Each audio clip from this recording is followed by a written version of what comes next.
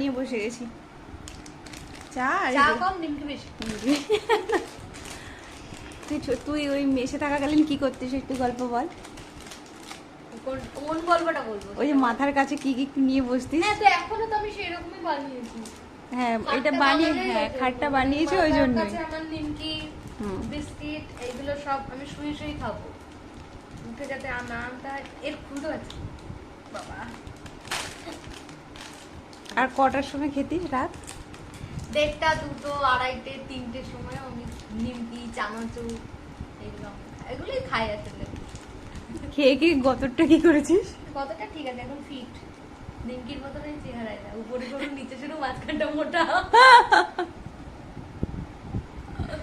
চল চাটা খেয়ে নিই আমরা নাকি? আজকে আমরা গ্লাসে চা খাচ্ছি। এইটুকু চা দিয়েছিস কেন? তুই ওই গ্যাসটা সবসময় বাড়িতে এসে ফুটে শুকিয়ে যায়, তা কি হবে? আজকে রাতে আমরা কি খাবো? আজকে রাতে আমাদের কিমা পরোটা আর রায়তা। মিষ্টি খাবি? না, রসগোল্লা। মুখটা তো পুরো একদম মিষ্টির মতো হয়ে গেছে। আর কত মিষ্টি খাবি? মিষ্টি তো দেখতে আমার। চায়ে তো 2 চামচ চিনি, 1 চামচ সকালে 1 চামচ, বিকেলে 1 চামচ, তাহলে 2 চামচেই তো কত ক্যালোরি গেইন করে নিস। ঠিক আছে। এইদিকে যোগাতে ভর্তি হবে, এই করে 2 মাস হয়ে গেল। আজ ভর্তি হবো, কাল ভর্তি হবো। ওই বিস্কিটটা আমার। হ্যাঁ, তো তোকে এক ফটো দিয়েছি, খানি মা। আচ্ছা ঠিক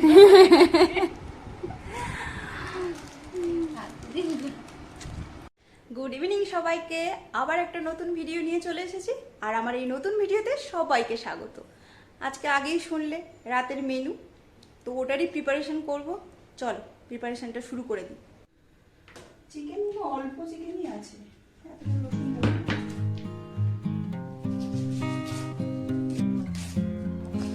কাটাকুটো শুরু করে দিয়েছি। পেঁয়াজ নিয়েছি 2টো, পেঁয়াজ ছাড়িয়ে নিয়েছি, আর একটা টমেটো নিয়েছি।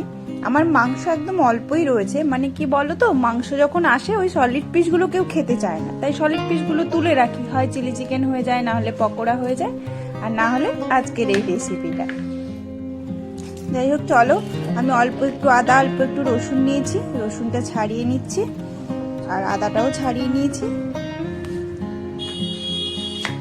আর এই যে পেঁয়াজটা এবার আমি কেটে নেব। পেঁয়াজটা একদম কুচি কুচি করে কাটতে হবে, যেহেতু কিমাটাও একদম মিহি হয়ে যায়, পেঁয়াজটাকেও একদম কুচি কুচি করে কাটতে হবে। দেখো আমি একদম কুচি কুচি করে কেটে নিচ্ছি।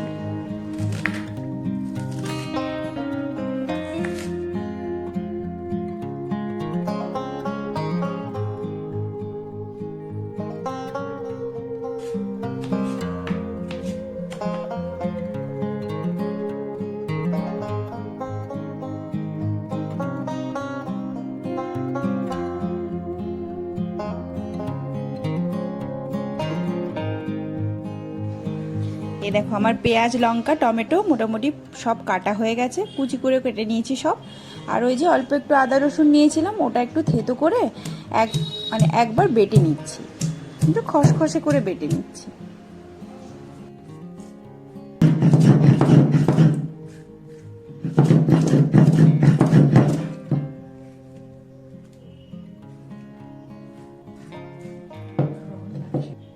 মশলাপাতি সব কেটে বেটে রেডি হয়ে গেছে। এবার গ্যাসটা অন করে দিচ্ছি, আর একটা কড়াই চাপিয়ে নিচ্ছি।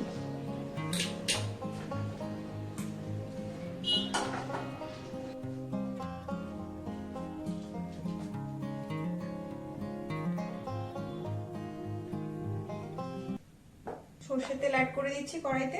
এই যে গ্যাসে কড়াই বসিয়ে দিয়েছি, গ্যাস গরম হয়ে গেছে। এবার সর্ষের তেলটা গরম হলে আমি পেঁয়াজটা ভেজে নেব।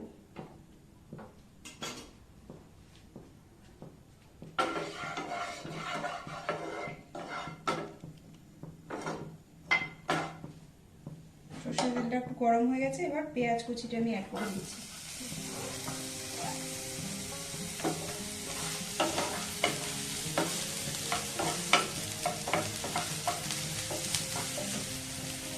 এবার অ্যাড করে দিচ্ছি আদা রসুন বাটাটা আর কুচো করা কাঁচা লঙ্কাটা। এবার এটা ভালো করে ভেজে নেব।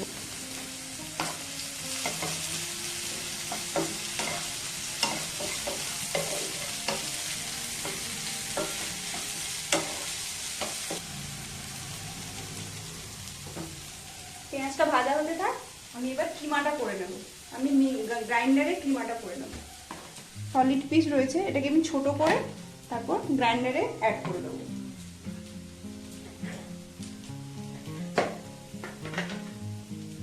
এই যে ছোট যে হাড্ডিগুলো রয়েছে সেটা আমি বের করে দিচ্ছি।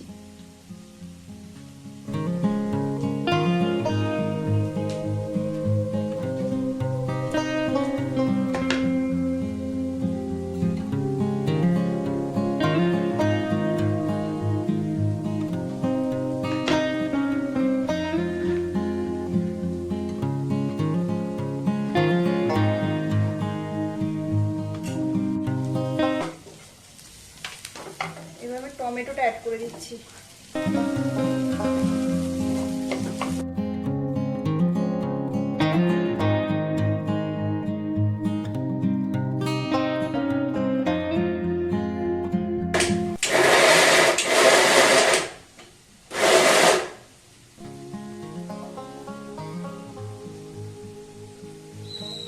এই দেখো কিমাটা সুন্দর হয়ে গেছে, মানে মাংসটা সুন্দরভাবে কিমা হয়ে গেছে, একদম রেডি হয়ে গেছে। এবার এটা নামিয়ে নিচ্ছি।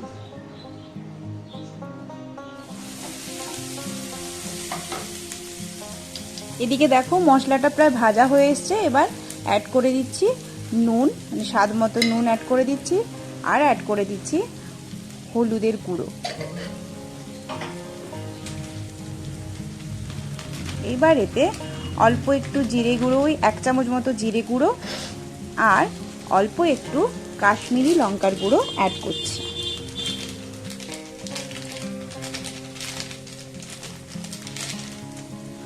এইবার সব মশলা একসাথে ভালোভাবে মিশিয়ে নিতে হবে। দেখো একটু ড্রাই হয়ে গেছে, আমি অল্প একটু জল অ্যাড করে দিচ্ছি। এবার এটা ভালো করে মশলাটা কষিয়ে নিতে হবে। আমি ঢাকা দিয়ে নিচ্ছি একটু, যাতে আর একটু নরম হয়ে যায় টমেটোগুলো। এই দেখো সুন্দর মশলা ভাজাও হয়ে গেছে, সুন্দর টমেটো পেঁয়াজ সব নরম হয়ে গেছে। এই দেখো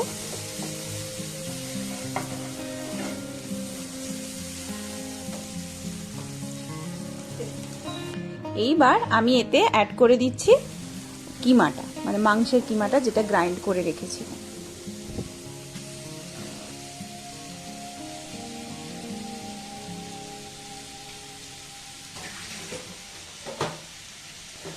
ব্যাস, এবার মশলার সাথে কিমাটা ভালোভাবে মিশিয়ে নিতে হবে। কিমাটা যেহেতু একদম মিহি করা হয়ে গেছে, কিমাটা রান্না করতে একদমই টাইম লাগে না বেশি। এবার কিমাটা সব মশলার সঙ্গে ভালোভাবে মিশিয়ে একটু কষিয়ে নিতে হবে, যাতে মাংসের গন্ধটা চলে যায়।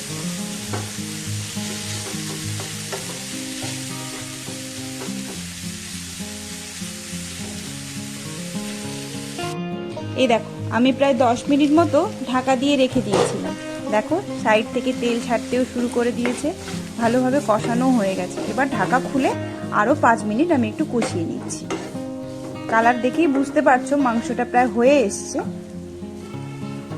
দেখেছো মাংসটা সুন্দর হয়ে গেছে।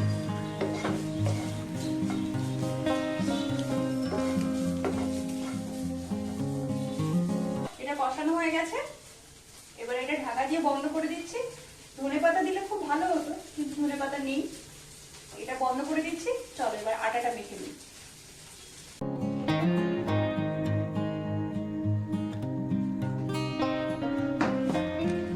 আটাতে আমি অল্প একটু নুন আর শুধু জল দিয়ে, মানে নর্মাল জল দিয়ে মেখেছি, আর কিছু অ্যাড করিনি।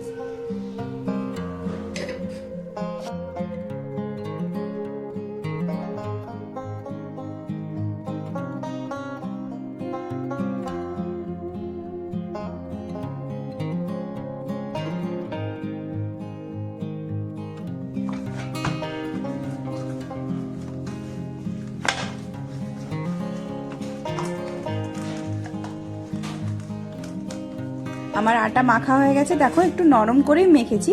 এবার এটা ঢাকা দিয়ে কিছুক্ষণের জন্য রেখে দেব। প্রায় 10-15 মিনিট হয়ে গেছে। আমার এদিকে মাংসের কিমার পুরটাও রেডি হয়ে গেছে, এদিকে আটাটাও মোটামুটি মাখা তো হয়েই গেছিল। এবার আটাটা আরেকবার মেখে নিচ্ছি। এবার লেচি কেটে নেব গোল গোল। যে কোনো পরোটা মানে পুরওয়ালা পরোটা, যেমন আলুর পরোটা বলো বা কিমা পরোটা, একটু লেচিগুলো বড় বড় রাখতে হবে, না হলে ফেটে যায়।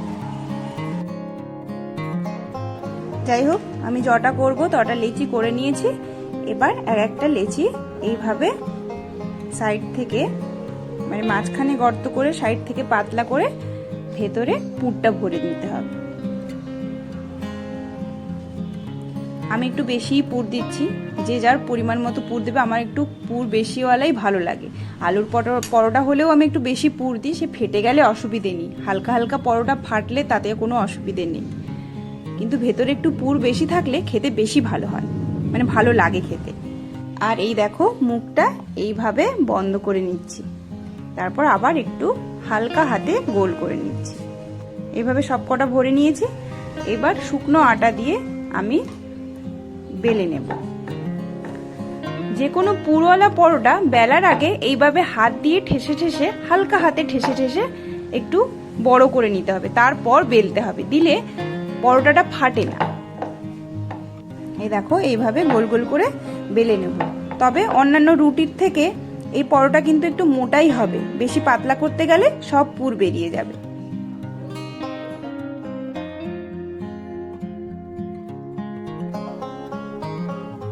এই যে পরোটা আমার বেলা হয়ে গেছে, এদিকে তাওয়াও বসিয়ে দিয়েছি।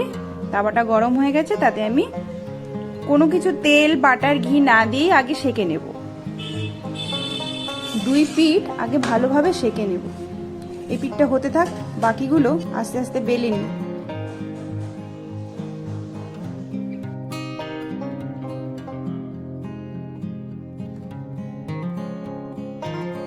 এদিকে দেখো 2 পিঠ আমার ভালোভাবে সেঁকা হয়ে গেছে। এবার আমি অ্যাড করে দিচ্ছি বাটার। তবে এটা ঘি দিয়েও সেঁকতে পারো, মানে ঘি দিয়ে ভালো লাগে খেতে। আমি একটা বাটার দিয়ে আর একটা ঘি দিয়ে দেখিয়ে দিচ্ছি। এই দেখো, এবার 2 পিঠে ভালোভাবে বাটার দিয়ে ভালোভাবে সেঁকে নিতে হবে।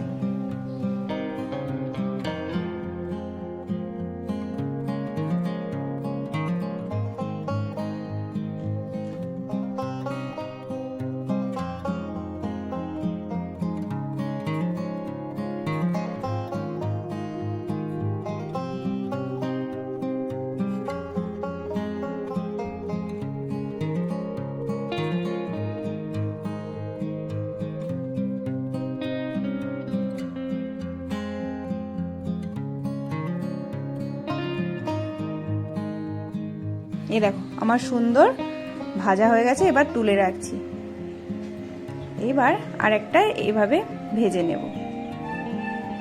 এটা আমি ঘি দিয়ে ভেজে নিচ্ছি। দেখো, এটাও সেম 2 পিঠেই এরকম ঘি দিয়ে ভালোভাবে সেঁকে নিতে হবে।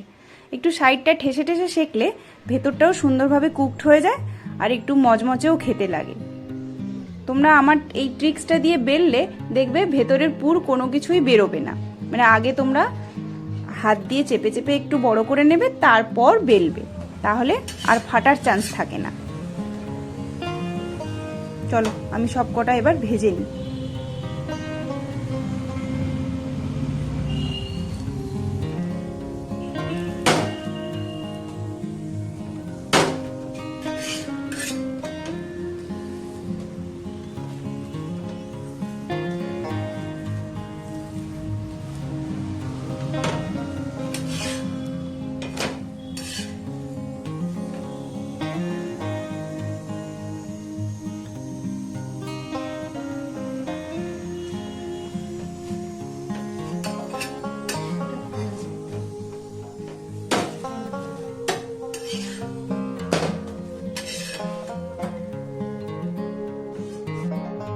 ওদিকে পরোটা আমার সব ভাজা হয়ে গেছে। এবার পরোটা দিয়ে খাওয়ার জন্য আমি একটু রায়তা বানিয়ে নিয়েছি টক দই নিয়ে নিয়েছি। তাতে অল্প একটু চিনি, অল্প একটু নুন অ্যাড করে দিচ্ছি। এবার এটা ভালোভাবে ফেটিয়ে নেব। তবে কেউ চাইলে এটা আমের ওই টক আচার যেটা হয় সেটা দিয়েও খেতে পারো।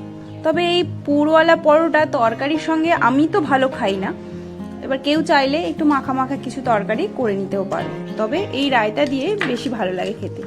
এই দেখো, আর একটু গোলমরিচের গুঁড়ো অ্যাড করে দিলাম।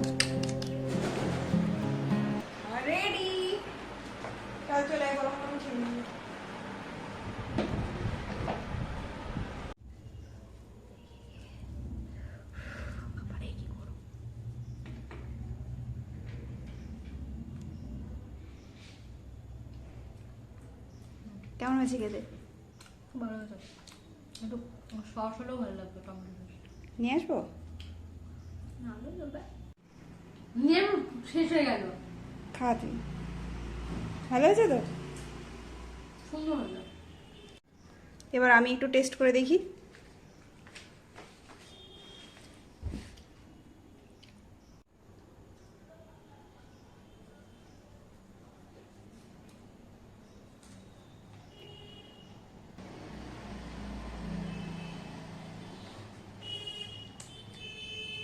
টেস্টি হয়েছে, দারুণ। অবশ্যই একবার ট্রাই করে দেখো তোমরা। আজ তাহলে এখানেই ভিডিওটা শেষ করছি। পরবর্তী নতুন কোনো ভিডিওতে আবার দেখা হবে। সবাই ভালো থেকো, সুস্থ থেকো আর হ্যাপি থেকো। টাটা। টাটা করে দে।